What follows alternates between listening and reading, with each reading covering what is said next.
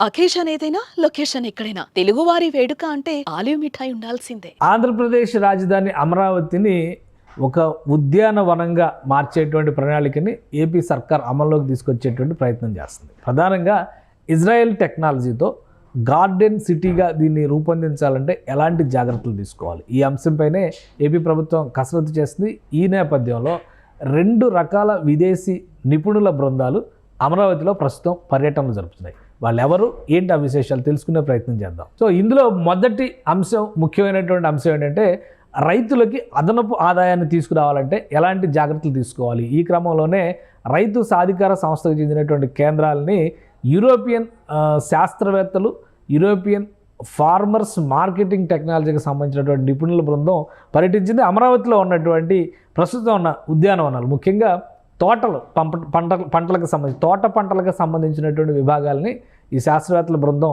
పరిశీలించింది. వీళ్ళందరూ కూడా యూరప్ నుంచి వచ్చారు. ఇక రెండవ బృందం వచ్చేసి ఇంటర్నేషనల్ గార్డెన్ సెంటర్గా చెప్పేటువంటి ఇజ్రాయిలీ టెక్నాలజీని అమలు చేయడం ద్వారా గార్డెన్ ప్లాంట్స్ని, అంటే ముఖ్యంగా పూల మొక్కల నుంచి ఉద్యానవన పంటలను పండించేటువంటి నిపుణుల బృందం కూడా అమరావతిలో పర్యటిస్తుంది. వాళ్ళు Amaravati development corporation MD Lakshmi పార్థసారథితో భేటీ అయ్యారు. ఇజ్రాయేలీ టెక్నాలజీ గురించి చర్చలు జరిపారు.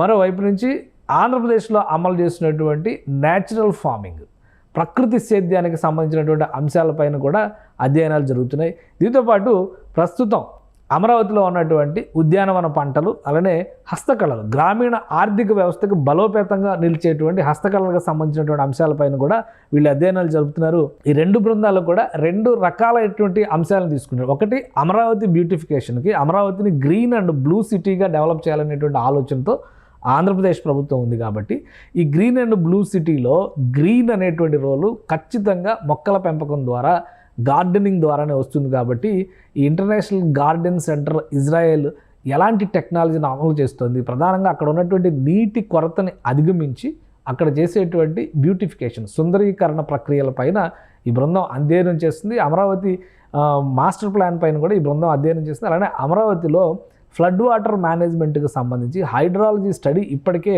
ప్రారంభించేందుకు ప్రక్రియని ఏపీసీఆర్డీఏ చేపట్టింది. అలానే అమరావతి డెవలప్మెంట్ కార్పొరేషన్ కూడా ఇందులో భాగమవుతుంది. వరద నీటి నియంత్రణకు సంబంధించినటువంటి ప్రణాళికలు కూడా ఇందులో ఉన్నాయి. సో ఈ అంశాలన్నింటినీ దృష్టిలో పెట్టుకొని అమరావతిలో గ్రీన్ సిటీగా అమరావతిని డెవలప్ చేయాలంటే ఏం చేయాలనే దానిపైన ఈ 2 బృందాలు అధ్యయనం చేస్తున్నాయి. గతంలో జరిగినటువంటి టెక్నాలజీస్ని దృష్టిలో పెట్టుకొని చూస్తే కనుక మొత్తం టోటల్ మ్యాప్ని అమరావతిది చూస్తే కనుక ఒకవైపు నది, మరోవైపు కాలువలు, ఇంకోవైపు నుంచి సరస్సులు, అంటే ఓ రకంగా చెప్పాలంటే వాగులు, వంకలు అంటాం కదా, అటువంటి శాతమే ఎక్కువగా ఉంది. కాబట్టి ఈ 2 అంశాలను దృష్టిలో పెట్టుకొని ఈ గ్రీనరీని మరింత ఎక్కువగా అమరావతిలో పెంపొందించడానికి ఎలాంటి జాగ్రత్తలు తీసుకోవాలనే అంశాలపైన ఈ శాస్త్రవేత్తల బృందాలు పర్యటన జరిపి ఒక నివేదికని ఇస్తాయి. ఆ నివేదిక ఆధారంగా ముఖ్యంగా గార్డెన్ సెంటర్ ఇవ్వబోయేటువంటి నివేదిక, ఎందుకంటే ఈ గార్డెన్ సెంటర్ ఇచ్చేటువంటి నివేదికలో ప్రకృతి సేద్యంతో పాటు సహజమైనటువంటి ప్రకృతికి మరింత అనుకూలంగా ఉండేటువంటివి ప్లస్ బ్యూటిఫికేషన్ కూడా అనువుగా ఉండేటువంటి మొక్కల పెంపకాన్ని ఏ విధంగా చేయాలి,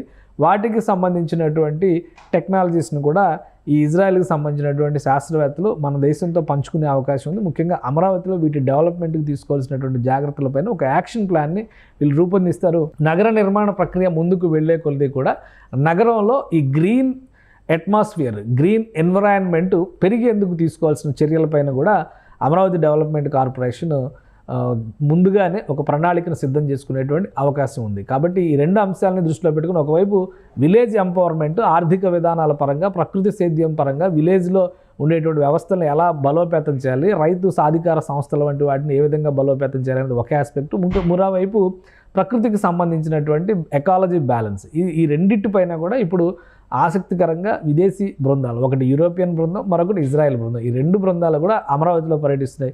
వీళ్ళు ఇచ్చేటువంటి నివేదిక పైన అమరావతిలో గ్రీనరీ భవిష్యత్తు ఆధారపడి ఉంటుంది. సుమన్ టీవీలో మీ పర్సనల్ అండ్ బిజినెస్ ప్రమోషన్స్ కోసం కింది నెంబర్కి కాంటాక్ట్ చేయండి.